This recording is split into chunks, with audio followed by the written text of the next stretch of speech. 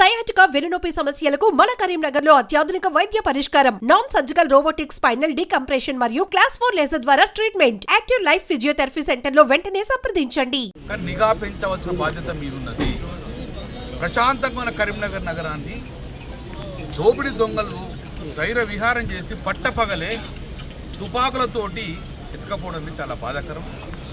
అందులో నలుగురు వ్యక్తులు ఎవరైతే మేనేజరు ముస్తాక్ అని, కమల్ అని, రాజేష్ అని, మధుకరను వీళ్ళందరినీ కూడా షూట్ చేయడం జరిగింది.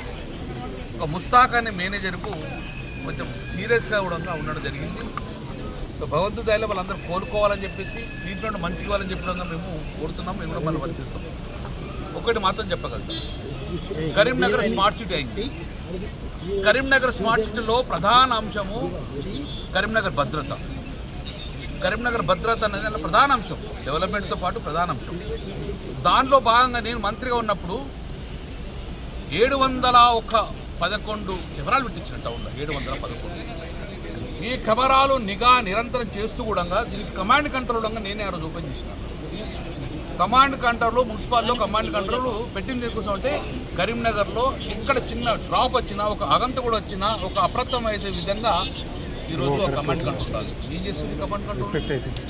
ఏమైంది కమాండ్ కంట్రోల్? అందుకే ఇప్పుడు సిపి గారిని కలిసాం, ట్రేడ్ చేయండి.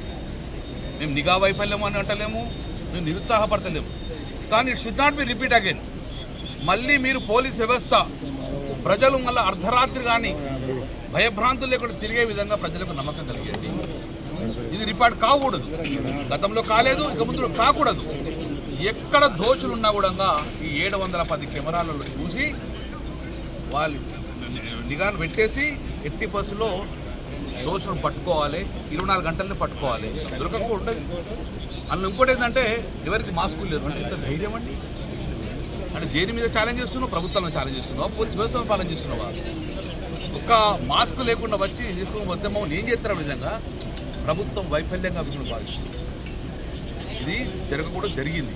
కాబట్టి వెంటనే అంటే తెగించుడు కరువు ప్రాంతంగా మారుతుంది కాబట్టి తెగించుడు, దారి దోపుడు గురవుతున్నారు, దారి దోపుడు చేస్తున్నారు.